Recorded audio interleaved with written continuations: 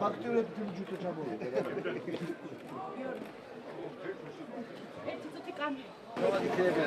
ექსიბიცი ბაკალავრის საგარეულო ეს დროებით.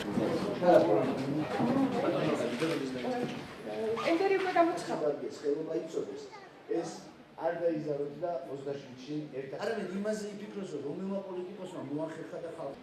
ეს ძალიან მნიშვნელოვანია, მიუხედავად იმისა, რომ აზერბაიჯანში ტურისტებს და იმ მომენტში დაიწყო ჩემი სამუშაო გამოცდილება ბელგიაკაიკა რომელთანაც ერთად პარაგოთ იმის თაობაზე რა მოხდა და რის გაკეთებას ვაპირებთ. ნებრივია აქ არის ახლობით იგივე პრობლემები რაც სხვა რაიონებში, მაგრამ ამავე დროს არის სპეციფიკა მაღალმთიანი რაიონების. ჩვენ ამის თაობაზე ვისაუბრეთ.